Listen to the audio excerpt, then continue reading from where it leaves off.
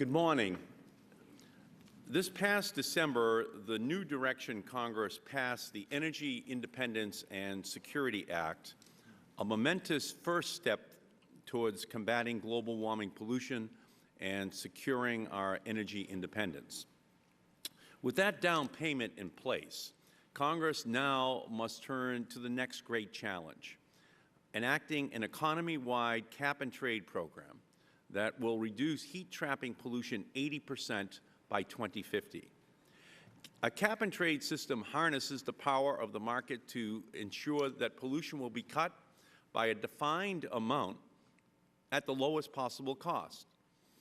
Cap-and-trade is an idea that is made in the USA. Its advantages have been demonstrated under the Clean Air Act's highly successful acid rain program. The Europeans have adopted this idea for their emissions trading system for carbon dioxide, and fortunately, we are now in a position to benefit from the lessons we have learned in implementing that system. One of the most important questions that any cap-and-trade system must answer is how tradable pollution allowances should be distributed. Should they be given away for free to polluters, or should they be auctioned off? The acid rain program and the early phases of the EU emissions trading system rely primarily on free allocation. But both economic theory and the EU's recent experience have taught us that giving allowances away may result in massive windfall profits for polluters and, surprisingly, does not lower costs to consumers. In most cases, polluters will charge consumers for the value of the allowances, even if they receive those allowances for free. Auctioning avoids this problem and ensures that allowances distribution is transparent and fair, based on the free market rather than political deals. Auctioning also has the advantage of sending a carbon price signal that is loud and clear, not muffled by special interest giveaways. And finally, auctioning can provide tens of billions of dollars of revenue, which can be used to greatly reduce the overall cost of the program and speed the transition to a low-carbon economy.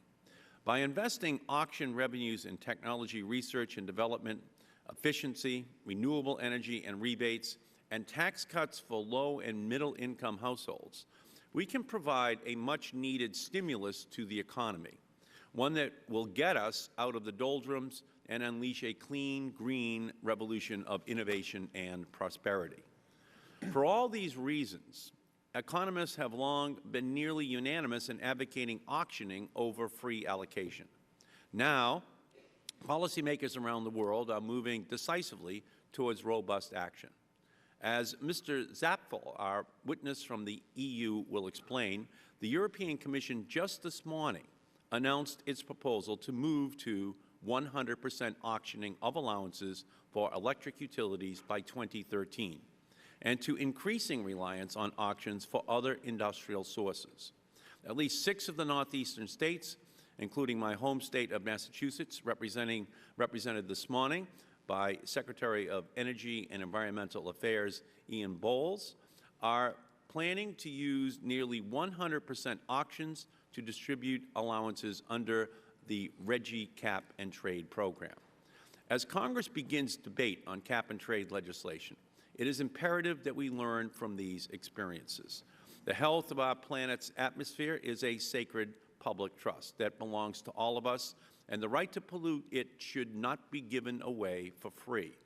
Nor should we adopt a program that will enrich corporate polluters at consumers' expense.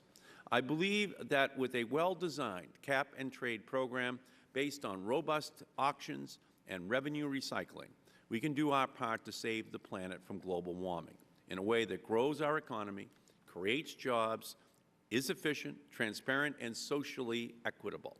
Our distinguished panel of witnesses today is well qualified to help us to move forward on this endeavor. I would also, at this time, like to inform the members that David Moulton, who serves as the Select Committee Staff Director and Chief Counsel, will be leaving that position on February 7th. David is one of Capitol Hill's most experienced veterans, and much to my regret, he has decided to retire from the Hill after more than 25 years of serving in the House and the Senate. David has been at my side on every major issue I've worked on since 1985, from energy to the environment to telecommunications to consumer protection. Over the last 23 years, he has worked with me on in a series of capacities, including legislative director, chief of staff in my personal office, and as staff director of the Subcommittee on Telecommunications and Finance before assuming the role of staff director for this committee. Whether it's energy efficiency or the VCHIP, children's educational television, or roller coaster safety, protecting the Arctic refuge, or fighting global warming, David has been my closest advisor. He has combined a deep commitment to the public interest with a mastery of the legislative process. Over the last year, David played a pivotal role in setting up the Select Committee, and he has helped to grow it into a force for change in this Congress and in the world. David exemplifies all of the best qualities of the staff, whose hard work and professionalism make it possible for this institution to serve the public.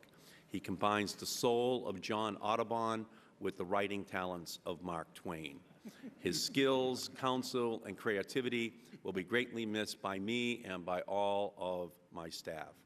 David, I want to thank you for all that you have done for me over the years. You are not only one of the top advisors that anyone in Congress has ever had, but you are also my very dear friend. And I wish the very best to you, your wife Francie, your two daughters, and all of in all of your endeavors in the years ahead. And I know for myself and all of the staff of the Select Committee and the members of the Select Committee, we offer you our thanks for your public service. Thank you so much for everything that you did.